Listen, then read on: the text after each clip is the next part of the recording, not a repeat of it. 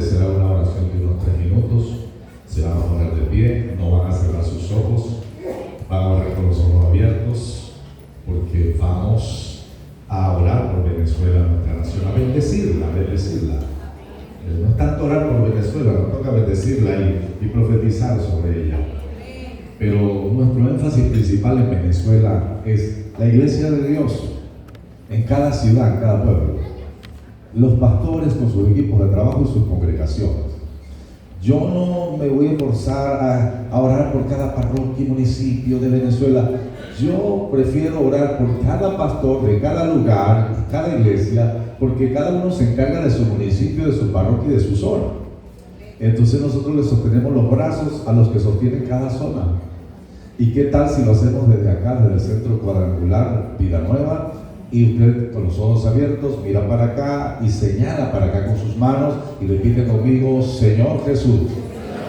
Ah, eso le falta gasolina, vamos a darle. Señor Jesús, Señor Jesús, tú nos has dado poder y autoridad sobre toda fuerza del mal, y has dicho que nada nos dañará.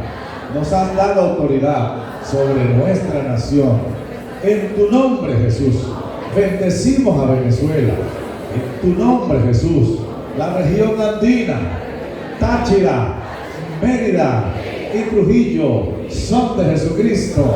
La región occidental, Lara, Yaracuy y Falcón son de Jesucristo. Bendecimos el pueblo de Dios, los pastores, su familia, en los llanos, Portuguesa, Barinas, Cojedes, Guárico, Apure, son de Jesucristo.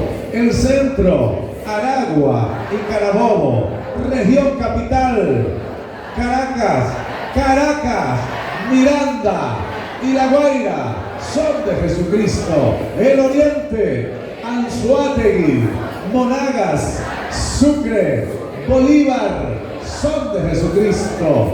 Nueva Esparta, Estado Amazonas, Delta Amacuro, son de Jesucristo. Toda Venezuela será lavada por la sangre del Cordero. Declaramos 2025 en adelante la mejor etapa para Venezuela. Tiempo de avivamiento, tiempo de cosecha, tiempo de prosperidad integral para todo el pueblo de Dios en Venezuela. Bendecimos los hijos de Venezuela, los que están dentro y los que están fuera. Los bendecimos. Declaramos nuestros niños, nuestros jóvenes, generación de avivamiento. Declaramos nuestros hermanos al pueblo de Dios que poseen empresas, comercios, negocios, nuestros hermanos emprendedores, nuestros jóvenes emprendedores, manejan finanzas, manejan recursos. Dios los bendice y Dios los prospera. Declaramos que Venezuela es tierra de poderosa cosecha. Amén y amén. Alabe a Dios. Pueden sentarse. Mayor bendición es dar que recibir, dice la Biblia. Y acabamos de dar lo mejor de nuestra oración intercesora para nuestra nación. Más aún que hoy domingo en la mañana, el pueblo de Dios está reunido en toda Venezuela. Ciudades, pueblos, campos, lugares, está reunido el pueblo de Dios en toda Venezuela. Bien, hermano, les saludo en el nombre del Señor. Me acompaña mi esposa Marta María Castañeda Martínez de Vargas. Y pues ando fortalecido, feliz, guapo y apoyado, clamando con mi esposa. Porque un F-16 sin radar anda todo perdido. Pero cuando anda guiado y escucha radar y acompañadito, bueno, chévere. Hoy, hermano, quiero destacar que fue una experiencia muy hermosa ayer por la mañana y partecita de la tarde, trayendo el Congreso Adora e Intercede. Y estoy seguro que hoy el Señor nos va a ministrar He aprendido todos estos años que ministrar no es solamente que a alguien le pongan la mano y le echen aceite, lo cual es una bendición. Pero debe entender usted que la administración del Espíritu Santo en su vida comienza adentro. Es desde adentro. Y lo que cambia y transforma al hombre es por dentro. Y lo más poderoso está en tu vida, el Espíritu Santo de Dios trabajándote desde adentro. El Espíritu Santo utiliza la palabra de poder. Todos en la vida cristiana queremos poder de Dios. Gracias por los 3.5 amenes. Todos queremos el poder de Dios. Queremos la fe de Dios para lograr las cosas en nuestras vidas. Porque el poder de Dios no es solo para echar fuera demonios. Eso es lo último que uno hace. El diablo que haga cola. Tenemos prioridades. Y las prioridades de conseguir la bendición de Dios para nosotros y nuestra familia y extender la iglesia y el reino de Dios. La prioridad de rescatar vidas, familias, matrimonios, jóvenes para Cristo y rescatarlos y salgan del estancamiento, de la incredulidad, del miedo, de la tiniebla, de la miseria, de la pobreza, comenzando por lo espiritual, y vengan a tener la bendición de Dios. Entonces, queremos poder de Dios, queremos la fe de Dios, queremos la fuerza de Dios. Y eso se recibe, le voy a decir de qué manera. Eso se recibe primero con la palabra de Dios en nuestra vida y en nuestro corazón. Sáquese de la mente, si es que alguien lo tiene, lo dudo, pero sáquese de la mente ese punto de que para usted tener el poder de Dios, alguien tiene que transferirle la unción, o zumbarle la unción, o dispararle la unción. Pues yo sitio porque me van a disparar unción, me van a transferir unción. No es así. Si usted me va a transferir, no me transfiera unción porque no funciona. Transfiérame plata. Eso sí funciona. Porque en Cristo Jesús, en el reino de Cristo, en esta gracia salvadora, maravillosa, lo único gratis es la salvación. O sea, gratis para nosotros, porque alguien pagó por ella, nuestro Señor Jesús. Pero me refiero al hecho de que usted no tuvo que hacer nada, ni siquiera penitencias, para ser salvo, solo recibir a Cristo Jesús. Entonces, a usted la salvación le salió gratis y le sale gratis. ¿No alaba a Cristo por eso? Me alegra. De ahí en adelante, todo lo demás tiene un precio. La bendición de Dios no es gratis. La unción de Dios no es gratis. Hay un precio que pagar. El precio del esfuerzo, el precio de la búsqueda, el precio de la perseverancia, el precio de conocerla, escudriñarla, el precio de buscar a Dios día y noche y madrugada. Hay un precio, hay un esfuerzo que nos corresponde hacer. La bendición de Dios no viene porque usted llora todo el año, aunque llorar ayuda a drenar cargas. La bendición de Dios no es para el que más llora y más bota moco. Hay personas que entre el año y sale el año están llorando, pero no consiguen nada. Le falta obediencia, le falta orar, le falta buscar. La unción de Dios tiene un precio. Y la misma escritura dice, cuando eres fiel en lo poco, Dios te pone en lo mucho. Comenzando por allí, ser fiel en lo poco, pero ser fiel. Luego Apocalipsis, muchos pasajes dicen al que persevere le darán esto, al que persevere le darán lo otro, el precio de la perseverancia y la constancia. Bien, ¿qué vamos a recibir en este tiempo aquí? Poder de Dios. ¿Qué va a recibir a usted en esta hora? Poder de Dios. Poder de Dios para los niños, para los prejuveniles, para los jóvenes, para los adultos. Poder de Dios. Por cierto, en el Evangelio solo hay 5 edades: niño, prejuvenil, juvenil, jóvenes con madurez, y los demás son juventud acumulada. Ya vemos aquí varios que estamos acumulando juventud, y de la buena. Mi hermano, quiero hablarle de las 15 manifestaciones del Hijo de Dios. En 41 años en el Evangelio y 37 años en el ministerio, cada vez estoy más convencido de que la llave del poder de Dios está en conocer a Jesús. Y si usted piensa que ya lo conoció todo, está equivocado. Y a eso no se le dice amén, diga ay, ay, ay. Porque amén es alabar a Dios. Y entonces yo te digo, estás equivocado, amén, alabo a Dios por eso. No, no alabo a Dios por eso.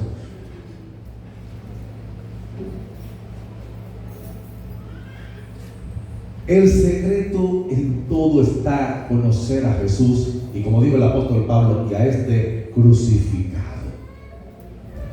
¿Por qué? Cristo es tu vida, es tu salud, es tu fuerza, es tu fe, es tu provisión, es tu protección, es tu guianza, es tu consolación, es tu camino acá en la tierra, es tu paz, es tu fuerza en las tribulaciones y es tu camino a la vida eterna. Cristo lo es todo en todo para nosotros, para la familia. El apóstol Pablo tenía todos los títulos y los tiró a un pipote de basura para enfocarse en conocer a Jesucristo y a este crucificado y resucitado. Pero hoy día hay tanta gente que están tirando a Cristo a un lado y se están llenando de todo lo demás y están haciendo al revés.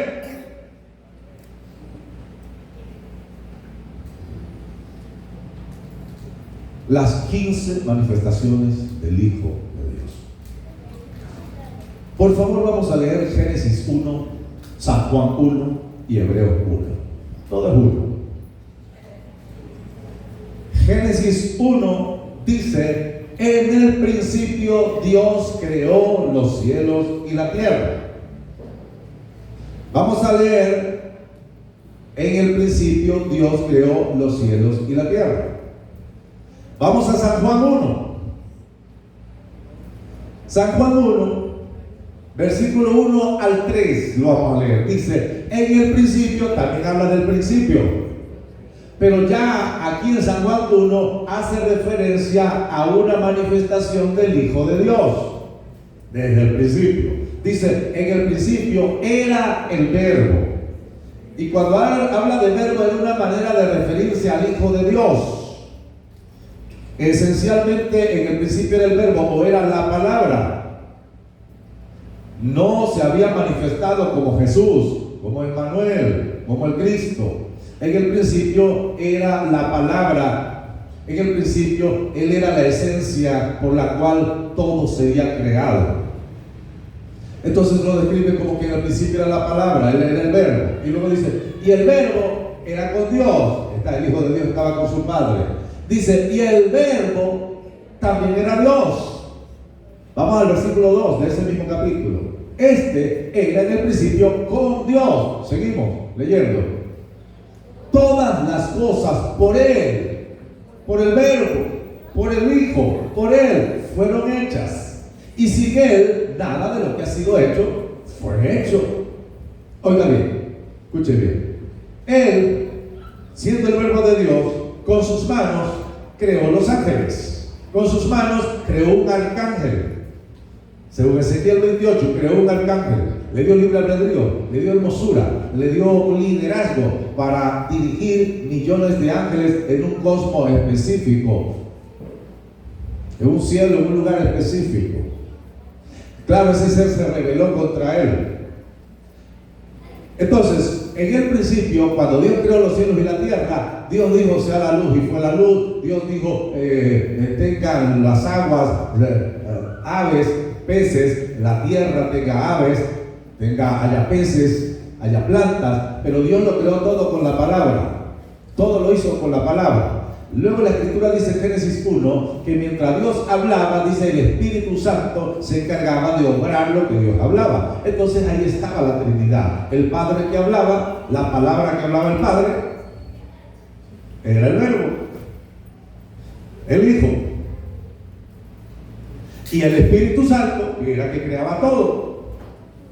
Luego Juan, anunciando el Evangelio de Cristo, está indicando que el Hijo de Dios estaba en el principio con Dios y era conocido como el Verbo de Dios. Vamos a leer el siguiente versículo, creo que es el 4 de ese capítulo.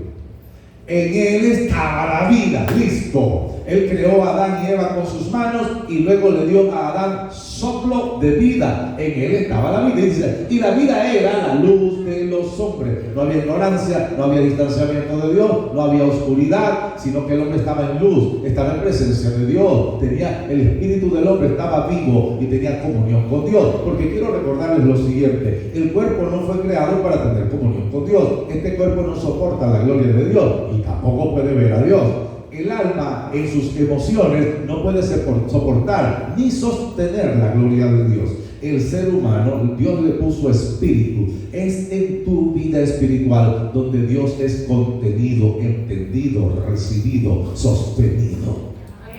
Y desde esa vida espiritual, entonces tú canalizas las acciones, las decisiones para cambiar en el alma, que tiene que ver con las emociones, voluntad, intelecto, libre albedrío y las pasiones, deseos y sentimientos que están en el cuerpo. Lo canalizas desde tu espíritu.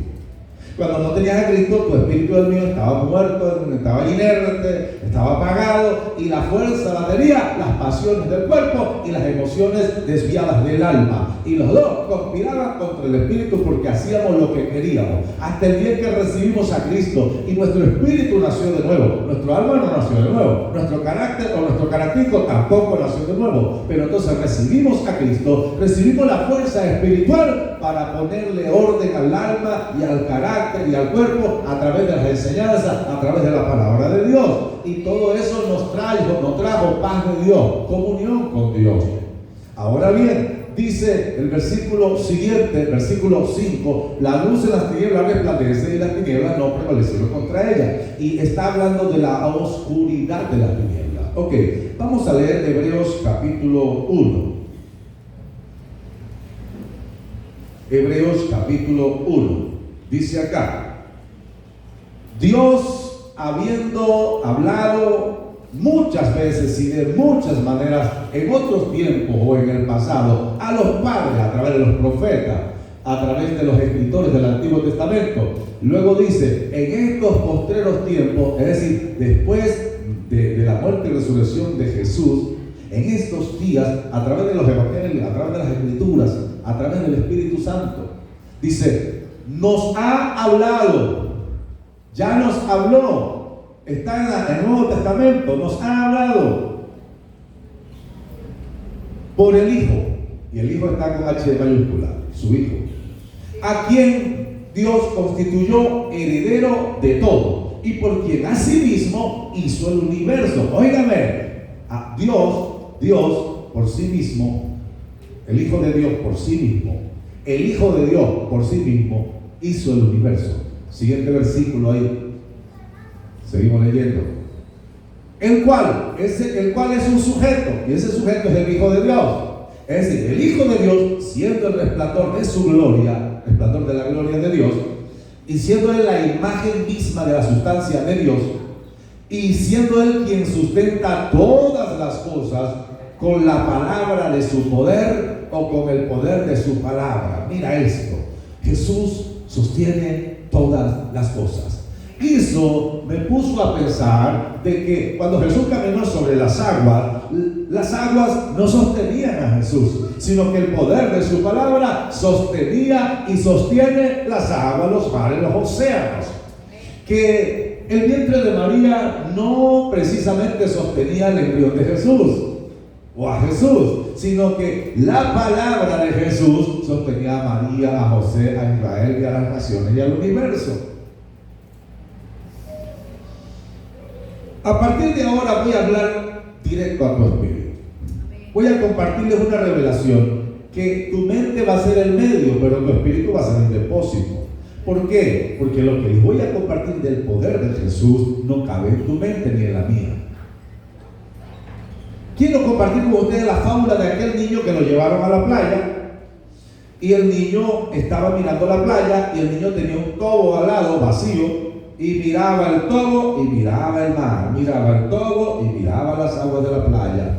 Se le acercó un anciano y le dijo: niño, ¿qué estás haciendo? El niño de unos 7, 8 años, con el todo al lado, le dice al Señor: es que quiero llevarme la playa el mar para mi casa. Entonces estoy viendo cómo hago para meter el mar en mi tobo. Y entonces este hombre se dijo al rey: escuchen, querer que nos quepa el conocimiento de Dios en el cerebro es como querer agarrar el océano para meterlo en un tobo. Toda la revelación de Dios no cabe en este tobo. Pero Dios creó en tu vida tu espíritu a imagen y semejanza de Dios. Usted, mi hermano, dentro de su vida, gracias al perdón y la redención de Cristo, el Espíritu Santo le dio vida a tu espíritu. Y después te tengo la siguiente noticia: toda la revelación de Dios, toda la palabra de Dios y también el poder de Dios sí pueden estar en tu espíritu. Puedes contener a Dios. ¿Y sabes qué es lo más hermoso? Que en tu espíritu contienes a Dios y en tu vida muestras a Jesús a las personas. Entonces, lo contienes y lo manifiestas. Bien. Aquí, en las 15 manifestaciones, lo que le podemos decir de las 15 manifestaciones, la primera de ellas es conocido en la eternidad pasada como el Verbo de Dios.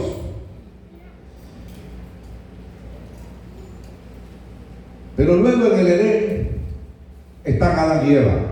A ellos les dijeron que el día en que pecaran, ese día morirían. Adán y Eva fueron creados con el propósito de ser los gerentes de la tierra. Ellos eran los gerentes, los presidentes.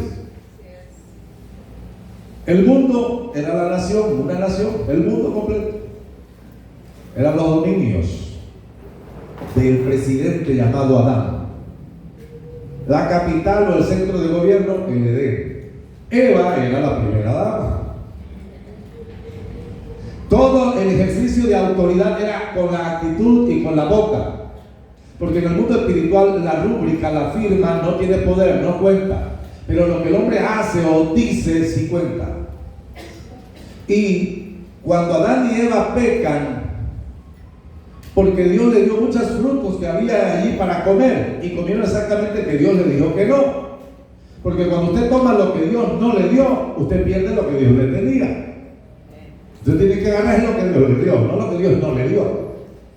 Y entonces ellos pecan y ese día tenían que morir.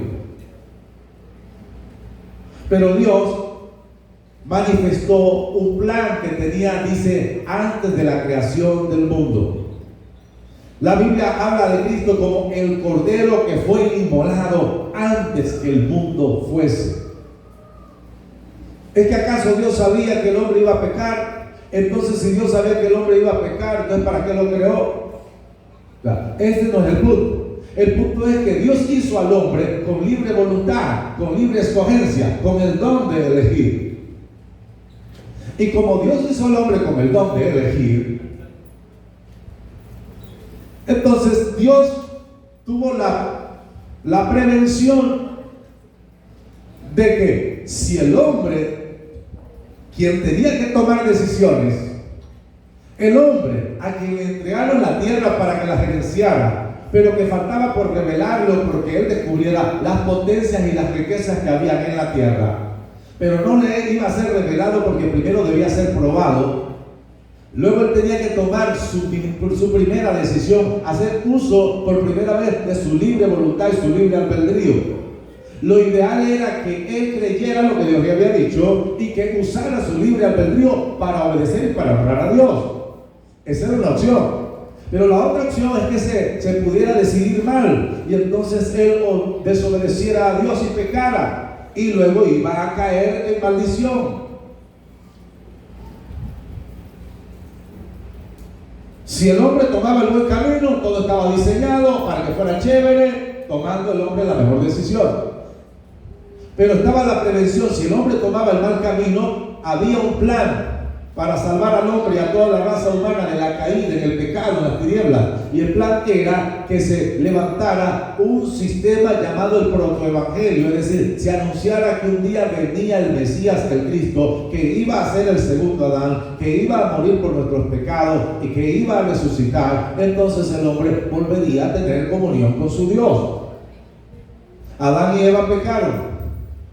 Aún así tenían que cumplir el propósito de multiplicar la raza humana, de ponerle nombre a todo y de seguir con el plan. Pero después de la caída tenían que morir. Entonces el plan era el plan del Señor fue transferir esa muerte que le correspondía a Adán y Eva, transferírsela a unos corderos. Porque esos corderos establecerían la piedra angular de lo que vendría miles de años después, el Cordero de Dios que quitaría el pecado del mundo. Adán y Eva no fueron regenerados ni salvos de la muerte, pero por lo menos esa sentencia de morir ese día fue quitada, fue pagada, hasta que pudieran ellos cumplir con el propósito. ¿Cómo? Alguien agarró dos corderos, los sacrificó para transferir el pecado y la muerte de Adán a ese cordero y el de Eva a ese otro cordero, y les hicieron delantales para que tuviesen vestimenta. Porque cuando no existía el pecado, entonces existía, no sabemos qué, una gloria, algo de Dios que lo cubría, pero una vez que perdieron la conexión con Dios, la comunión con Dios o la cobertura de Dios, entonces se vieron desnudos y avergonzados. Y el Señor, aparte que les perdonó los pecados, sacrificando los corderos, entonces les dio delantales para que se cubrieran, como que el acto del sacrificio, aparte que los perdonó, el acto del sacrificio los cubrió para que los demonios no tuvieran acceso y no pudieran destruirlos a ellos. ¿Y quién sacrificó esos corderos? Adán no pudo ser porque él era el pecador penitente.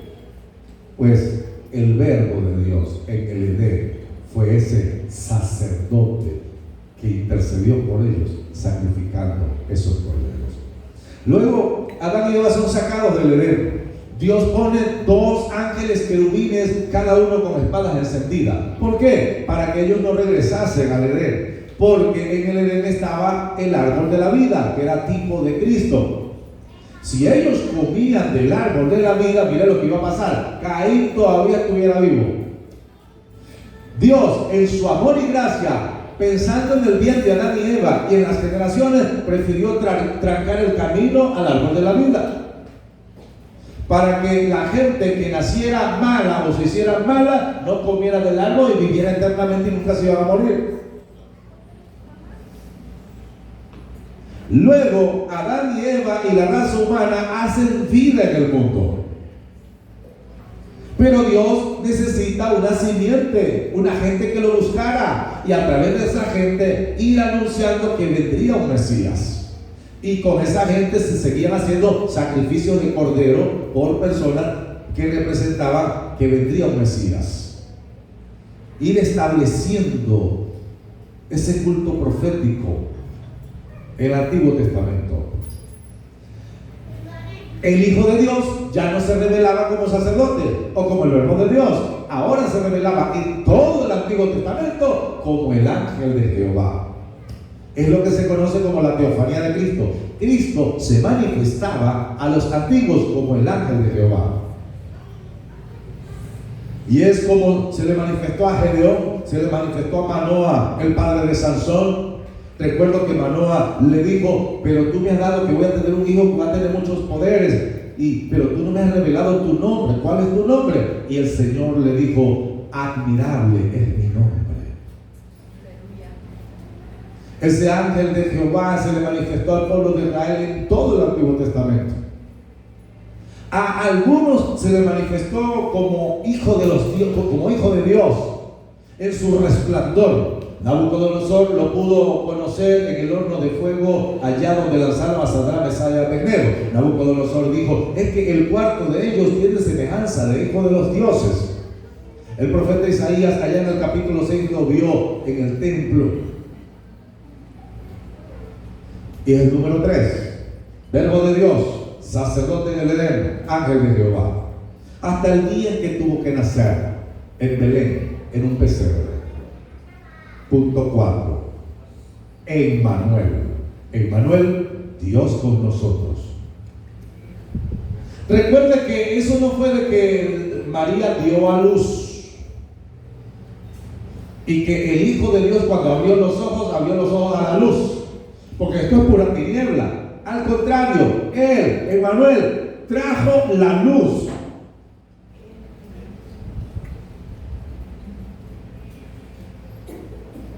El Hijo de Dios tuvo que nacer como judío, crecer como judío, vivir como judío, y un día tendría que morir como judío. Y esta es la clave de la revelación que les comparto hoy. Él fue creciendo y Dios le dio unos padres, José y María. Él creció en un hogar funcional, tuvo sus hermanos. De hecho, posteriormente, 2 de sus hermanos fueron discípulos y fueron siervos de él. En el libro de los Hechos lo muestra. Ahora, José tenía una carpintería. Cuando los magos del oriente llegaron y le trajeron oro recién nacido el niño, era Dios proveyendo los recursos para el sostén de su hijo. Y esos recursos se le entregan a José para que sea el administrador de los recursos con el cual él va a criar y cuidar al Hijo de Dios. Y lo hizo invirtiendo en una muy buena carpintería. Ahora, el Hijo de Dios no iba a hacer milagros cuando fuese niño, ni cuando fuese prejuvenil o cuando fuese un joven, porque Él no se iba a manifestar todavía a Israel, porque Él se manifestaría como un maestro para Israel, como un rabí. Y la ley judía dice que para ser maestro de Israel, de las leyes judías, debía tener 30 años en adelante. Esa es la razón por la cual el Espíritu Santo no vino a Jesús para darle poderes, para que así él, de 25 años, 26 años, ya hiciera milagros, hiciera poderes, porque no era su tiempo. Y fue criado en el conocimiento de las Escrituras, porque todo niño judío en los tiempos desde Abraham, en los tiempos de que se escribieron los mandamientos y en estos tiempos, le van enseñando el Pentateuco, que son los 5 primeros libros de la Biblia. Lo llaman ellos la Torá. Le van enseñando los mandamientos, porque ya a los 12 años en el templo o en la sinagoga respectiva, los maestros de Israel van a examinar a los niños para ver si sus papás le criaron en el conocimiento de los mandamientos, tanto a la niña como al niño. ¿Por qué? Porque ya a los 12 años eran considerados responsables de guardar la ley. Si no guardaban la ley, sufrían las consecuencias y eran castigados. Y si alguien fallaba en la ley y tenía que ser apedreado, ese niño o niña de 12 años podía participar en el apedreamiento. Pero debían tener conocimiento de las Escrituras. José se encargó como el guía, el patriarca de su hogar, de enseñar las Escrituras al Hijo de Dios. El libro de los Hebreos dice que Jesús, desde niño, creció en obediencia por causa de las tribulaciones puestas delante de él. Él tuvo que crecer en obediencia. Cuando muere José, el Hijo de Dios, ya llamado Emmanuel o Jesús, se encargó de ser el sostén de hogar y se encargó de la carpintería. Era conocido como carpintero, y no era carpintero revendedor de sillas o mesas, sino de agarrar contrato para construir cabañas, para construir techos, pisos, paredes, puertas, ventanas, estructuras. Entonces tenía que ir a las grandes montañas para derribar los respectivos árboles, de los cuales tendría que llevárselos hasta su aldea y allí trabajar esos rolos de árboles para sacar la madera. Eso le permitió tener un crecimiento físico, un desarrollo de sus músculos y de sus huesos para las grandes pelas evangelísticas que le esperaban, para las grandes caminatas de evangelismo que iba a realizar, y también para tener la estructura ósea y la musculatura, pulmones bien desarrollados, cuando le tocase llevar la cruz desangrándose y poder cumplir la gran misión del Calvario. En otras palabras, si un atleta olímpico se prepara 6 y 7 años en fuerza, en alimentación, en disciplina, para dar lo mejor en su competencia olímpica, cuanto más el Hijo de Dios se guardó y se entrenó, se equipó, se cuidó para darnos lo mejor en su santidad, en su espiritualidad, y es lo físico en la cruz, porque la Biblia dice que Él sería el Cordero perfecto. Bien, entonces ya a los 12 años lo conocemos, creo que es punto número 5, príncipe de paz. Se le pierde a sus padres en el templo. Él así había sido enseñado en las sinagogas de Nazaret, pero ahora lo llevan al templo. Y en el templo lo examinan los maestros de Israel. Y duró 3 días allá. Sus padres no lo encontraban hasta que se regresaron y lo encontraron y le dijeron: ¿por qué no hiciste esto? Y el niño de 12 años dijo: ¿no sabéis que en los negocios de mi padre me conviene estar? Dice que los maestros de Israel quedaban admirados con su conocimiento. Le iban a examinar lo que examinaban a todos los niños a los 12 años, pero él por supuesto que salía con unas cosas bien profundas también. Y por eso, número 5, príncipe de paz. Luego va creciendo y cumple 30 años de edad.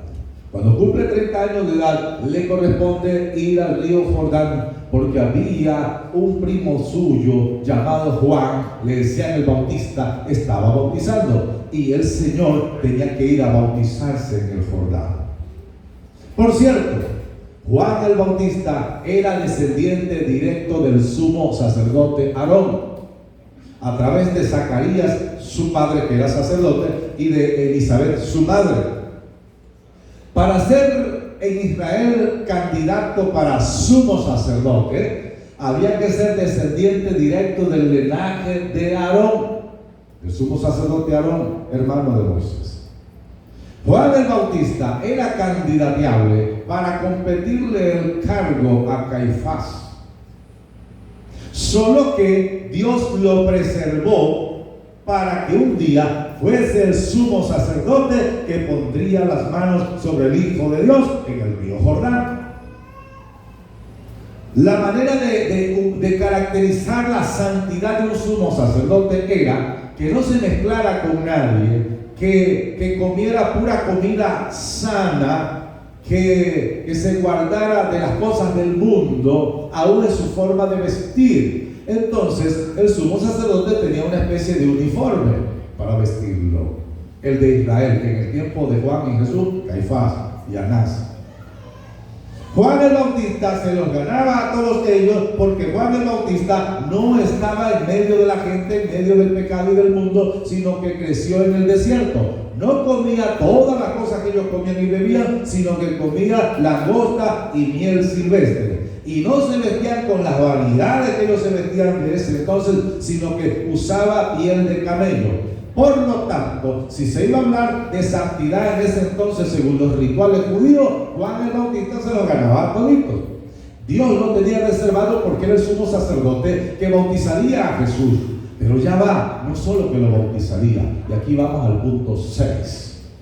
Porque en el punto 6, cuando Jesús va al Jordán, es verdad, cuando lo sumerge, representa su muerte, y cuando sale de las aguas, representa su resurrección.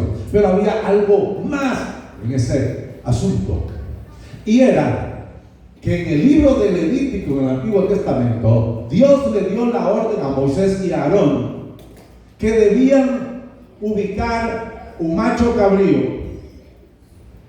El macho cabrío es el padrote de las cabras.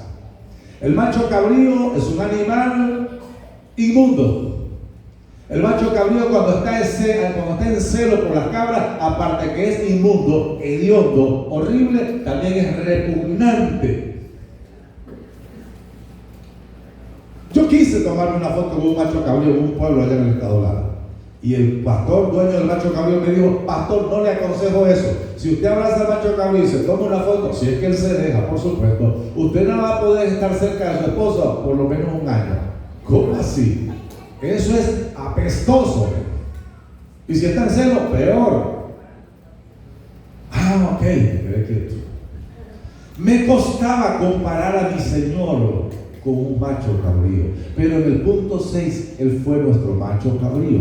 Vamos a revisarlo por qué. Usted después lo leerá en su casa. Dios le dice al sumo sacerdote Aarón, cuando Israel estaba en el desierto, miles de años antes de Cristo, le dice: vas a buscar un macho cabrío, luego vas a poner las manos sobre ese macho cabrío, y ese acto lo vas a hacer una vez al año, antes de sacrificar el cordero pascual, que para redimir a Israel de sus pecados, y así las tinieblas y la maldición no puedan destruir al pueblo. Entonces aparte vas a buscar un macho cabrío, luego vas a poner las manos sobre la cabeza de ese macho cabrío para transferirle los pecados de Israel. Y entonces vas a elegir uno de los sacerdotes que va a llevar a ese macho cabrío al desierto donde mora Azazel, que en hebreos es ángel caído. Luego ese macho cabrío que llevan al desierto lo van a dejar allá, como diciéndole a Satanás: toma tus pecados, toma tu tomate. Pero entonces las bestias de allá del desierto se van a comer a ese macho cabrío. El sacerdote deja el macho cabrío allá y se viene. Y luego que se venga debe lavar sus vestiduras, limpiarse. Y eso lo hacían una vez al año. Hasta el día en que Jesús fue a bautizarse. Y entonces Juan el Bautista tenía la revelación de que el que viera, aquel a quien él viera que descendía el Espíritu Santo en forma de paloma, ese era el Hijo de Dios, que sería el Mesías, que llevaría los pecados de Israel. Pero ahí Juan, cuando pone las manos en nuestro macho cabrío, en Jesús, ahí teníamos el plan perfecto de Dios, el macho cabrío por toda la raza humana, que llevaría el pecado de la raza humana, y el sumo sacerdote que legalmente le pondría las manos para transferirle no solo los pecados de Israel, sino el pecado de todo el mundo y de todas las generaciones. Se estaba dando algo allí bastante impresionante. Y Juan el Bautista en este momento recibe la revelación. Por eso es que después él dice: el Cordero de Dios que quita el pecado, no solo de Israel, el pecado del mundo. Cuando Juan el Bautista le pone las manos, luego hacía falta algo. Alguien tenía que llevar a Jesús, a nuestro macho cabrío, al desierto. La misma Escritura dice que el Espíritu Santo lo llevó al desierto. Y dice en el Evangelio de San Marcos que moraba con las bestias. Las bestias se querían comer a nuestro macho cabrío, pero Jesús le ocurrió como a Daniel en el foso de los leones. Un ángel no permitió, que era el ángel de Jehová. Él, el Señor Jesús, era el ángel de Jehová, y no permitió que a Daniel en el foso de los leones se lo comieran los leones. Pero en esta oportunidad el Hijo de Dios era el que estaba en ese desierto, y Dios mandó un ángel para protegerlo de las bestias del desierto. Y allí el Hijo de Dios se enfrentó a Azazel, al ángel caído, a Satanás. Luego la Escritura dice que Jesús vino del desierto como el punto 7, el ungido. El ungido por el Espíritu Santo, ungido por el poder de Dios, que en hebreos ungido es Mesías y en griego ungido es Cristo. Y como ungido trajo el evangelio del perdón y la salvación. Como ungido sanó enfermos, resucitó muertos. Como ungido entrenó a los discípulos. Como ungido enfrentó la opresión de Satanás y los demonios en esa época en la tierra. Como ungido. Luego llegó el día en que debía morir en una cruz. Quiero recordarles que Jesús nació como judío, creció como judío, vivió como judío y tenía que morir como judío. Y en la muerte como judío, su cuerpo tenía que ser embalsamado con especias, como se hacía con los cuerpos de los judíos. Lo cierto es que 6 días antes de ir a la cruz, 6 días antes de su sacrificio, Jesús fue a visitar un hogar donde él siempre estaba allí, la casa de Lázaro, su amigo, al quien había resucitado. Y estaban María y Marta. Y estaban los discípulos. Y María, la hermana de Lázaro, agradecida porque Jesús había resucitado a su hermano, entonces trajo un perfume costosísimo de especias. y lo derramó en la cabeza del Señor. Fue criticada por eso. ¿Sabe que hubo dos momentos en que dos Marías ungieron a Jesús? El primer momento fue María Magdalena, cuando limpió sus pies y derramó ungüento en él como una ofrenda de agradecimiento, porque sacó de ella 7 demonios, la liberó y la salvó. Pero ahora la otra María, la hermana de Lázaro y de Marta, 6 días antes de la muerte de Jesús, está derramando un ungüento sobre la cabeza de Jesús. Y Jesús le dijo a ellos algo que ellos no entendieron: déjenla quieta, no la busquen, porque este perfume caro lo está derramando en mí. A los pobres lo va a tener siempre con ustedes, mas ella para mi sepultura me ha ungido. Tremendo. Ellos no lo entendían. Jesús lo estaba profetizando. Y aquí entro en una fase de la prédica donde le pido al Espíritu Santo que hable a tu espíritu. Porque le pido al Espíritu Santo que te revele a Jesús. Le pido al Espíritu Santo que te guíe para que ames a Jesús como nunca antes, para que sirvas a Jesús, para que conozcas el poder, el amor y las bendiciones de Jesús en tu vida, en tu familia y en tus generaciones. De allí vamos entonces al punto 8, el Cordero de Dios está en la cruz. ¿Sabe que hubo 4 corderos o 4 formas de sacrificio del Cordero de Dios para la raza humana? El primer cordero era de esta forma. En los tiempos de Génesis hasta los tiempos de Abraham, los tiempos de Noé, se sacrificaba un cordero por persona para el perdón de los pecados de las personas, del pueblo de Israel.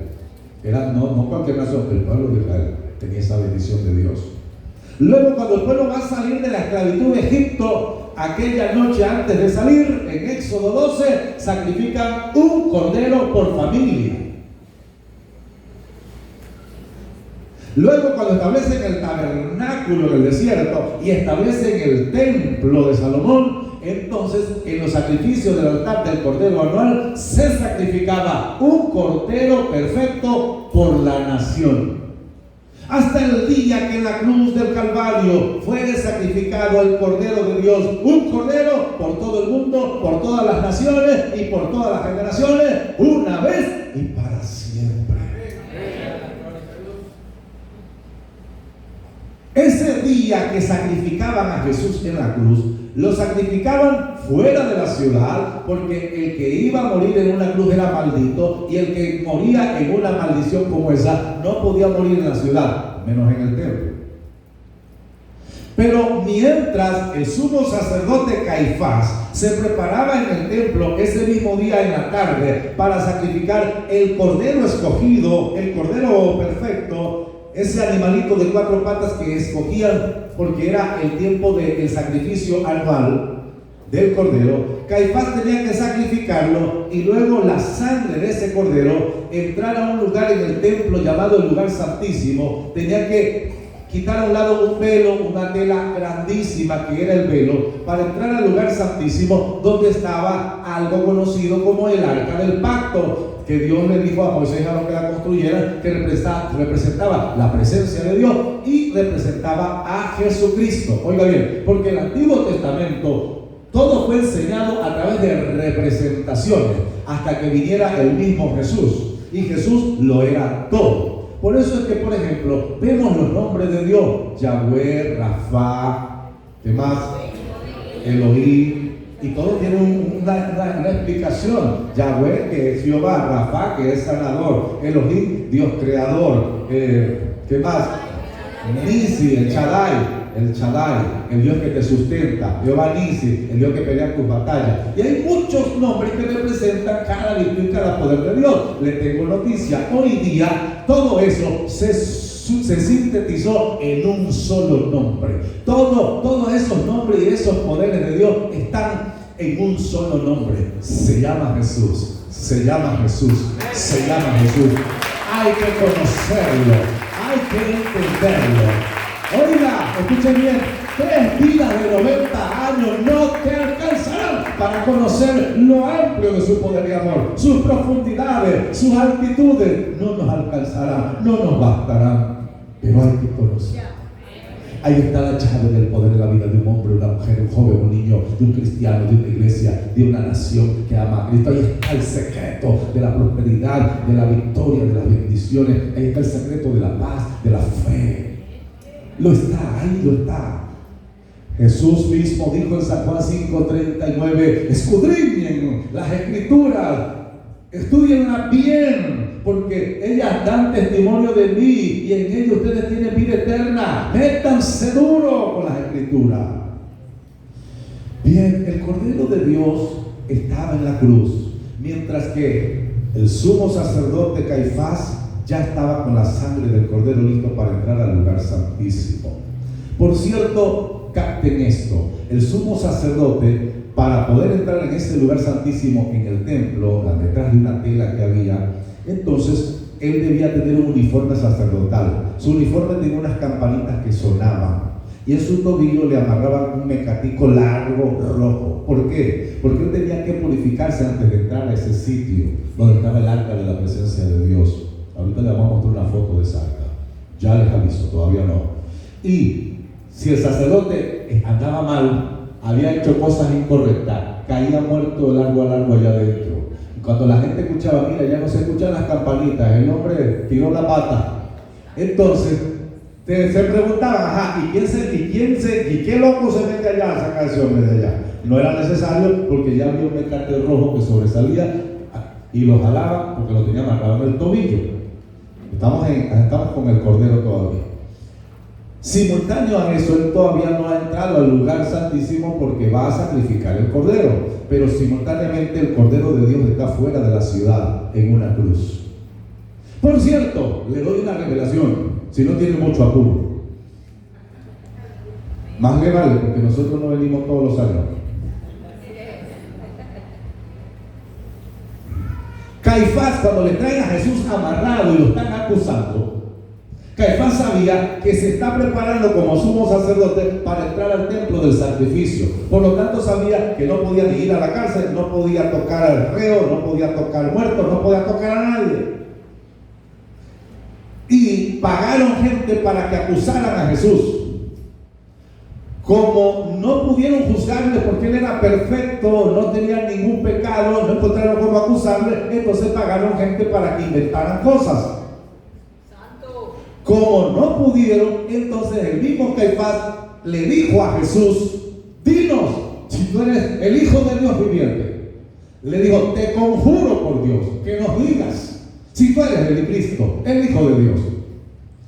Aunque él, la Biblia dice que como cordero fue llevado al matadero, aunque dice que enmudeció, no abrió su boca, ahí tuvo que abrir la boca, porque Jesús sabía que ahí en el templo, en la ley judía, su autoridad terrenal era ese hombre que estaba allí, Caifás. Por lo tanto, Jesús tuvo que responderle.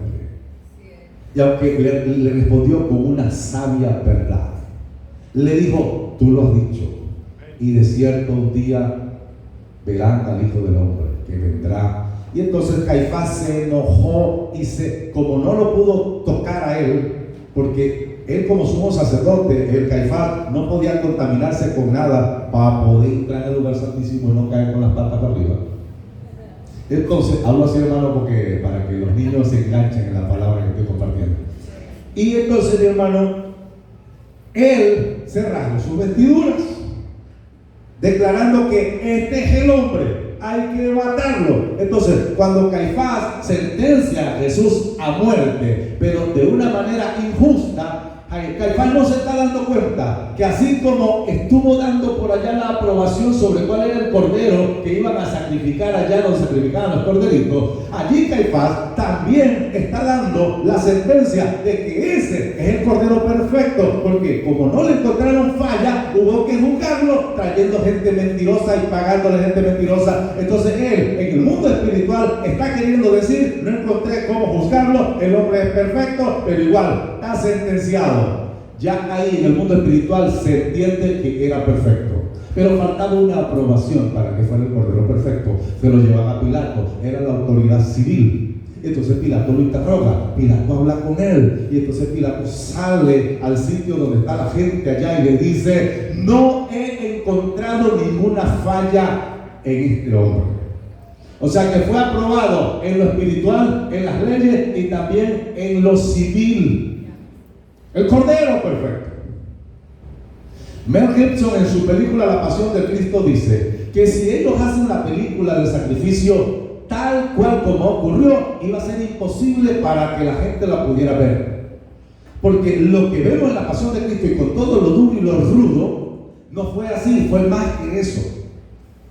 Según el estudio de esos sacrificios en los tiempos romanos, a Jesús le desprendieron toda la piel de la espalda y la grasa. Cuando él estaba en la cruz, no era su espalda la que chocaba con el madero, sino sus huesos.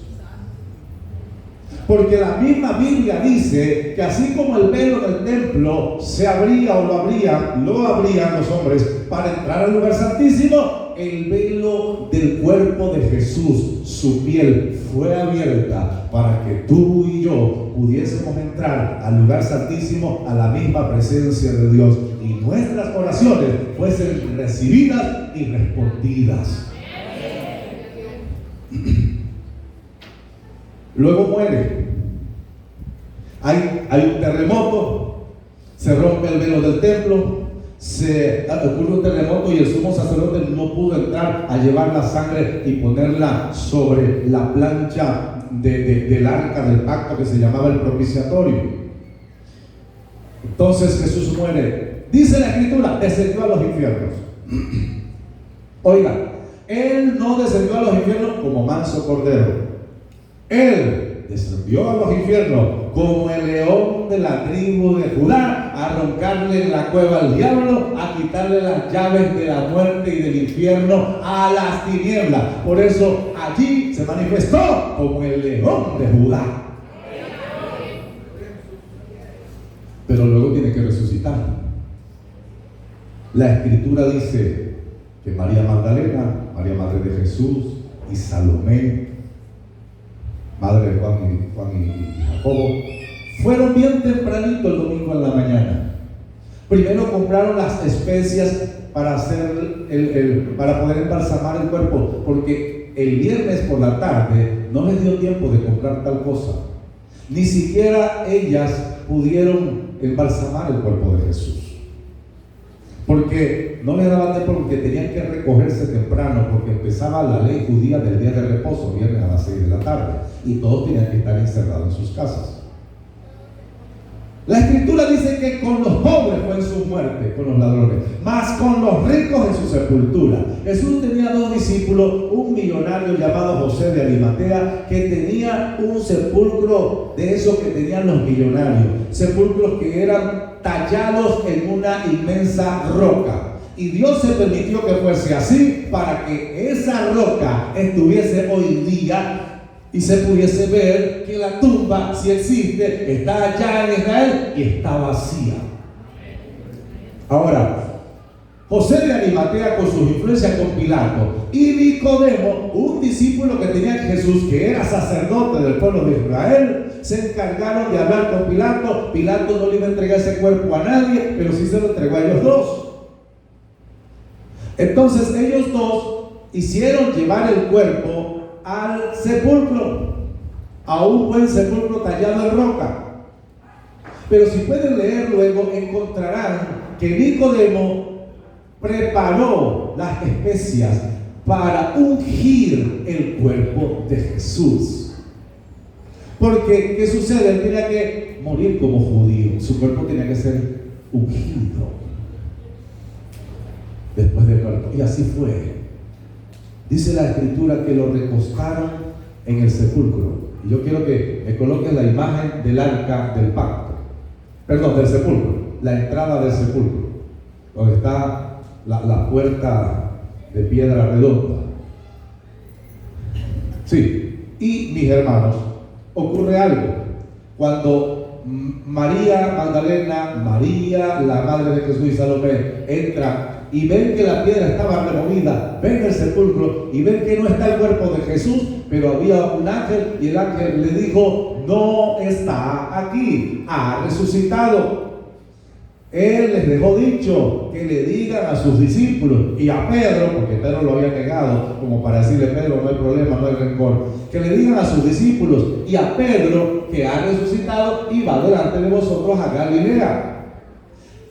¿Sabe que esas tres mujeres, aunque vieron el ángel, no creyeron? María, la madre de Jesús, se fue asustada corriendo para su casa. Salomé se fue corriendo asustada para su casa. Algo así como que patitas, ¿para qué te tengo?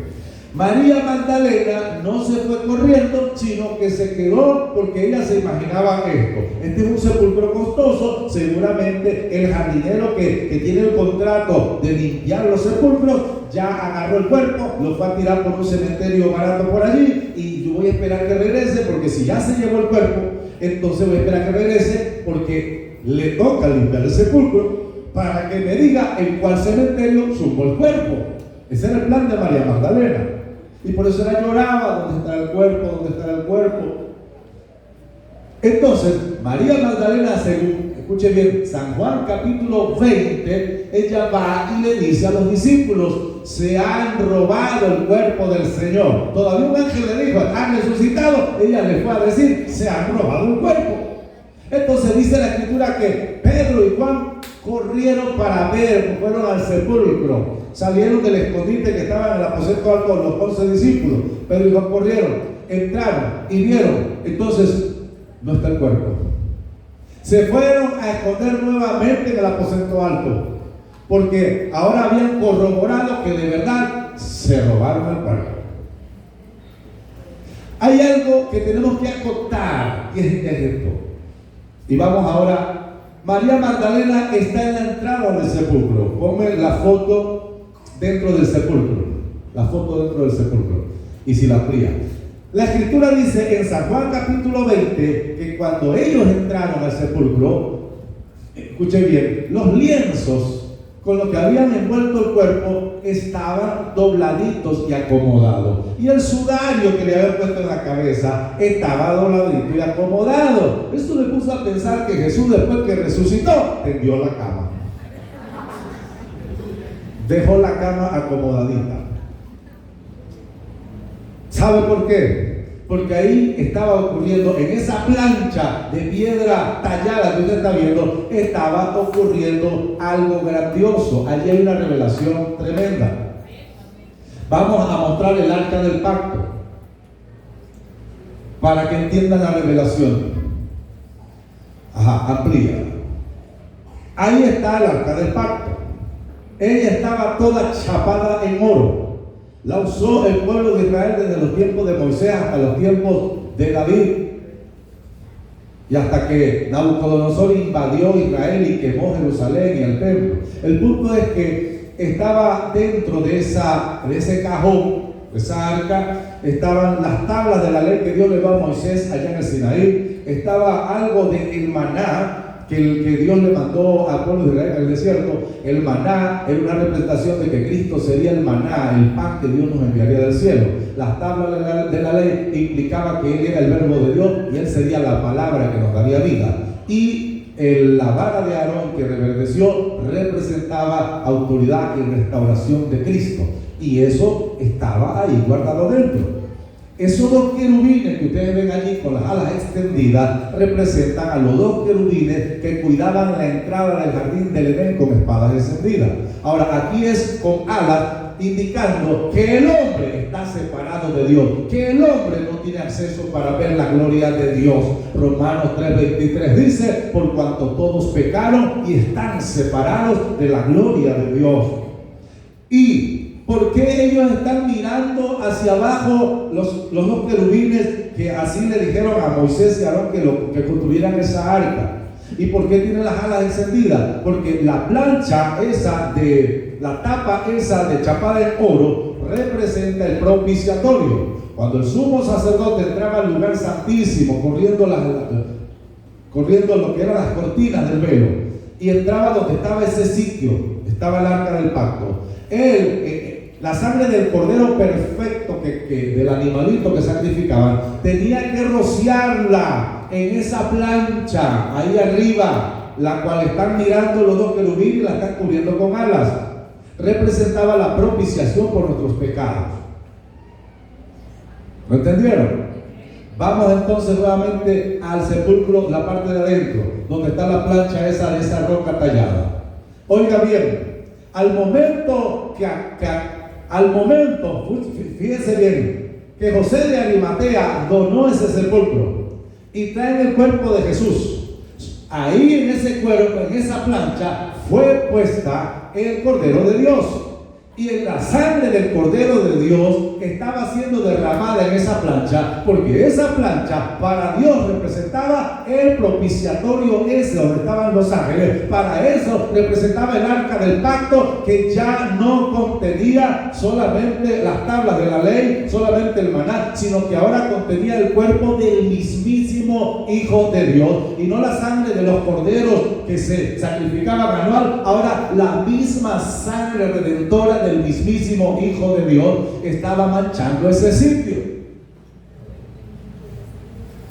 Ahora, luego usted va a leer con calma San Juan capítulo 20 y va a encontrar, déjalo ahí, va a encontrar que San Juan capítulo 20 dice que cuando Pedro y Juan ven el asunto, que no hay cuerpo, y se van huyendo para avisar a los demás discípulos, se robaron el cuerpo, tenemos que encerrarlo porque nos van a culpar a nosotros. María Magdalena se quedó allí llorando.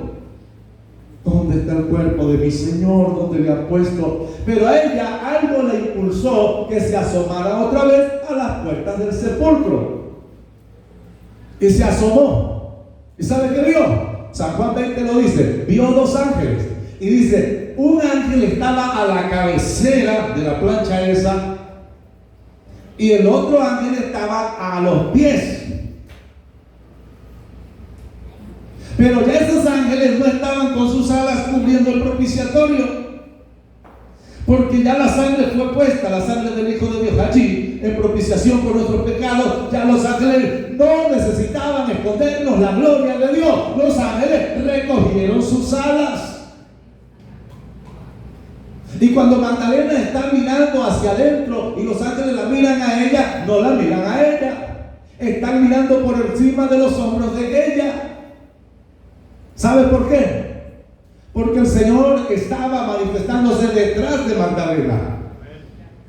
¿Sabe por qué? Porque ya esos ángeles no tienen que mirar aquí el propiciatorio, porque la Biblia dice, puesto los ojos en el Hijo de Dios. La Biblia dice, puesto los ojos ahora en adelante en Jesús. Ahora sí podemos mirar a Dios mirando a su Hijo. Él dijo, el que me ha visto a mí, ha visto al Padre.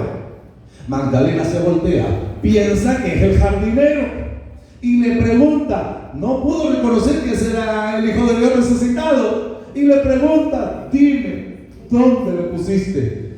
Tan llenas de lágrimas y borrosos estaban sus ojos, no pudo verlo, y dijo, dime, ¿dónde le pusiste? Cuando el maestro le dijo, María, y ella, Ramoni, que en arameo quiere decir maestro. Ella quiso abrazarlo, quiso tocarlo, porque vio que era el maestro resucitado. Y el Señor le dice a María Magdalena ahí en San Juan capítulo 20, no me toques. Algunos por ahí dicen, bueno, debe ser que no se dejó tocar, porque como era una mujer, qué ignorancia. Él, oiga bien, en la cruz, cuando estaba en la cruz él era sacerdote y cordero a la vez. Él era el sumo sacerdote y era el cordero. El sumo sacerdote que ofrecía el sacrificio y el cordero sacrificado, porque no había hombre que pudiera hacer eso. Y la única manera de salvarnos, de vivirnos y darnos bendición y victoria sobre toda maldición era eso. Por eso él no podía dejarse tocar por María Magdalena, porque le faltaba subir al lugar santísimo, no a un lugar hecho de hombre, con una tela y un velo y un arca, sino a la misma presencia de Dios para interceder por nosotros. Por eso le dice a María Magdalena, no me toques todavía. Otra versión dice, no me toques aún. Y le dijo, porque voy donde mi Padre y vuestro Padre, donde mi Dios y vuestro Dios. Es decir, ya no hay separación entre el Dios y el hombre. Ahora en Cristo Jesús, Dios es tu Padre. En Cristo Jesús, Dios es tu Dios. Jesús iba a subir, pero hizo una pausa. Se le manifiesta a Magdalena la importancia de perseverar en la adoración, perseverar en la intercesión, perseverar en el servicio. Pero igual no perseveraron, no vieron la revelación. Y estaba ahí Jesús, estaba por manifestarse, pero ellos no perseveraron. A los que en Venezuela hemos perseverado y estamos ahí levantándonos para orar, para adorar, para servir, hermanos, reciban revelación de cosecha, reciban revelación de avivamiento. Porque antes que la cosa venga, te tiene que ser revelada. Y la mejor de las revelaciones es el mismo Hijo de Dios, porque Él lo es todo. Con Él viene todo, con Él se logra todo. Él sube donde el Padre. Primera vez que entraba al cielo después de haberse despedido del cielo.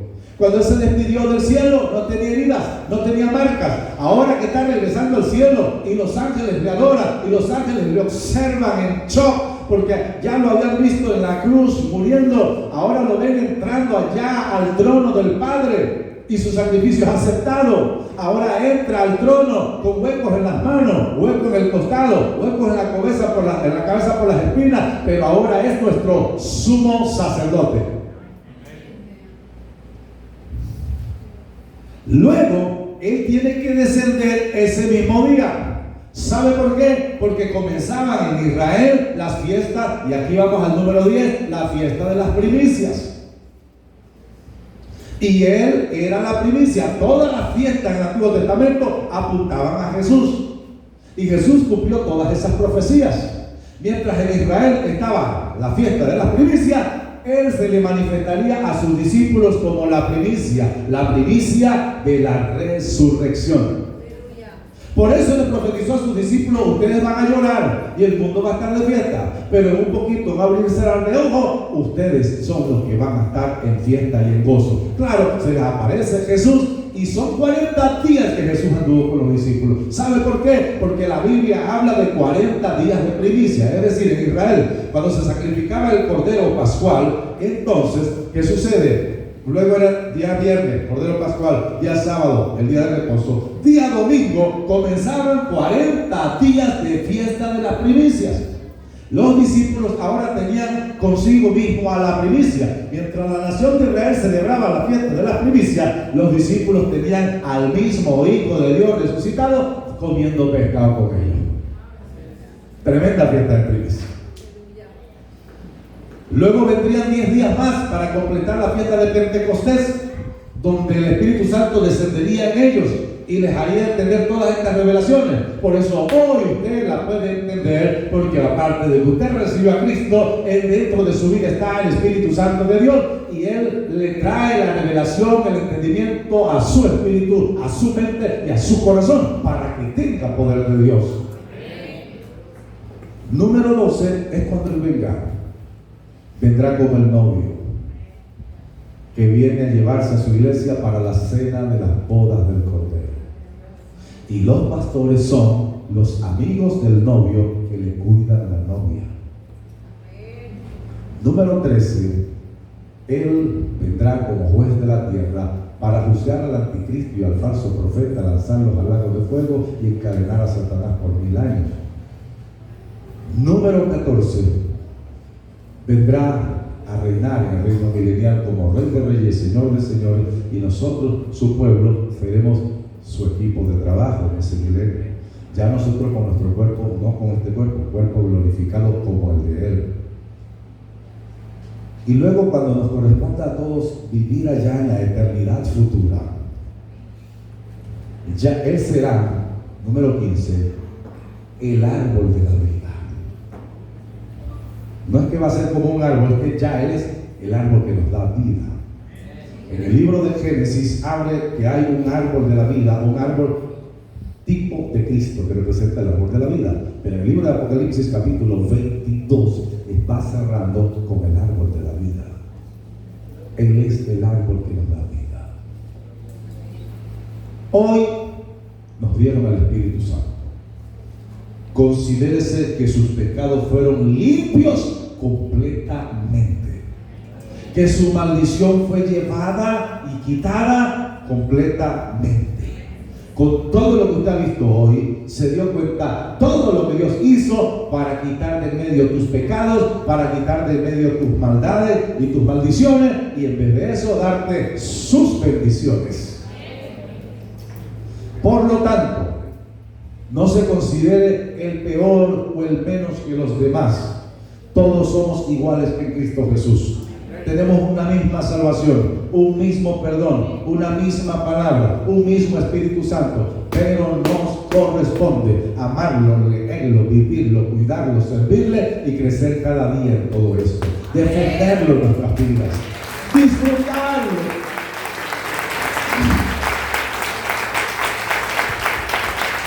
En estos tiempos de apostasía, donde el peligro más grande para la fe cristiana no está en la falsa secta, en la falsa doctrina, ni en el mundo, porque el mundo sigue su curso, cada vez de mal en peor.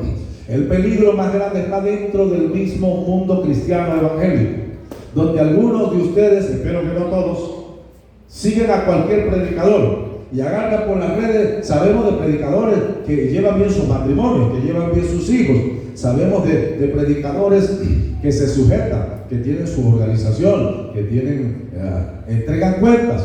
Pero hay mucha gente que habla y predica allí que uno no sabe quién son. Uno no sabe cómo andan ni como esposo, ni como hijo, ni como discípulo, ni como líder. Uno no sabe si diezman, si ofrendan. Entonces dicen cada disparate. Piensa que como se pusieron unos nombres y se creen los ungidos, tú sabes, la última Coca-Cola de las redes, o la mamá de Tarzán. Sobre todo surgen muchos de los países caribeños como Puerto Rico, Dominicana, y surgen aún muchísimo en los Estados Unidos, como dicen cosas, quieren decir aquellas cosas como para que usted diga wow. El espíritu del wow no tiene que ver nada con perro. Entonces el apóstol Pablo habló que vendrían estos tiempos de apostasía, donde muchos cristianos evangélicos tendrían comezón de oír. Y eso no es bueno, porque usted no debe tener comezón de oír, porque el diablo le va a zumbar lo que sea para engancharlo por el oído. Usted necesita tener hambre de Cristo, sed de Cristo, anhelo de Cristo. El Espíritu Santo nunca te guiará al error. Cuando te revela a Cristo, en Cristo no hay engaño ni hay error. Lo que viene para Venezuela es demasiado grande. Prosperidad, cambio, transformación, avivamiento de cosecha, prosperidad integral. ¿Quién lo va a perder? Aquellos cristianos que se dejan desviar con facilidad. No te dejes distraer por las voces, que son enemigas de pagar el precio, son enemigas de pasar por los procesos, son enemigas de que hay que nacer de nuevo y que el pasado debe quedar atrás.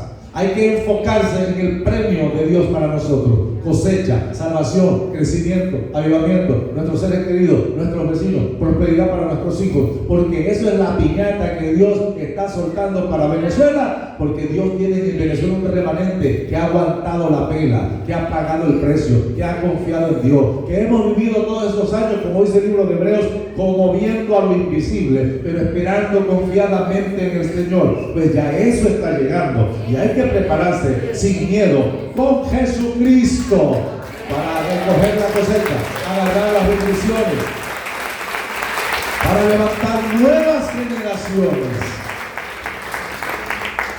Con Cristo así abrazadito, usted no debe tener miedo al presente ni al futuro. Con Cristo así abrazadito no debe tener miedo ni a las religiones ni a las tinieblas. Con Cristo así aferradito a todo ese Cristo, no debes tener miedo a las maldiciones, que maldijeron, que te maldijeron, que maldijeron al país, que maldijeron a no sé quién. Nada de eso. Con Cristo estamos sobreseguros. Necesito que estemos en pie. Sí, apláudalo con gozo y alegría.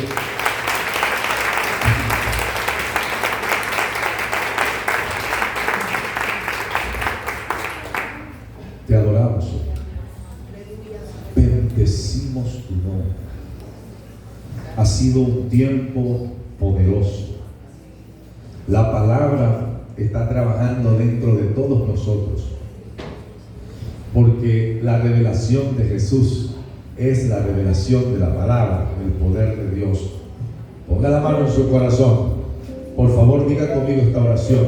Señor Jesús. Diga conmigo esta oración.